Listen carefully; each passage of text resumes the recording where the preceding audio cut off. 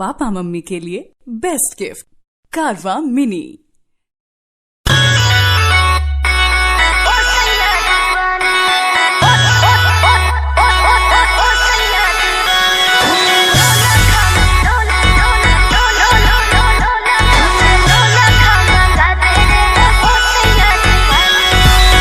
आवना कला मीठे बतिया हो, साटना छतिया से छतिया हो।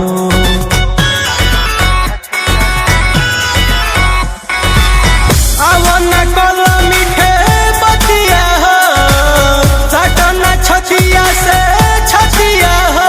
कहे भाग करू दूर, तू बता दे हुजूर, ये तेरा दिल ही जाने मेरा दिल न जाने।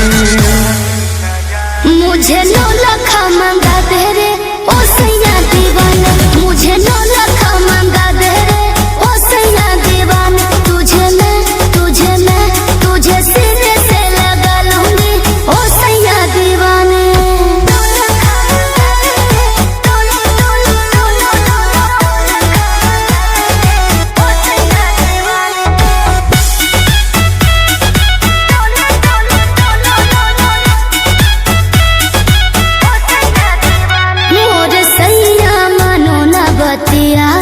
दिला दो मुझे चूड़ी कंगन नथिया, तुझको चूड़ी भी बनवा दूं, तुझे कंगन भी बनवा दूं। बस हंस के कह दे रानी, तुझे लंदन भी घुमा दूं। मुझे जाना करो, पहचाना करो, मत हमसे बनाया करो इतने बहाने। मुझे 9 लाख मंगा दे रे ओ सैया दीवाना, मुझे 9 लाख मंगा दे रे ओ सैया दीवाना। तुझे माथे पे सजा लूंगी ओ सैया दीवाना। मुझे 9 लाख मंगा दे रे ओ सैया दीवानी।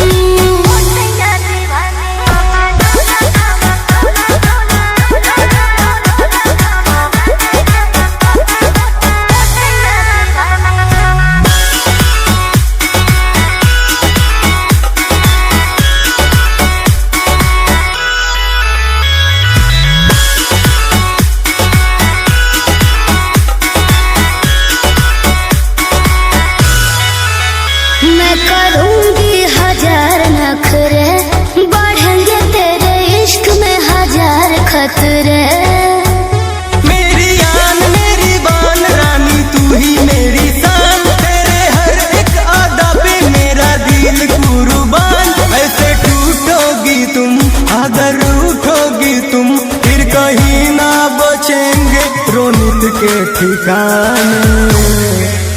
मुझे 9 लाख मंगा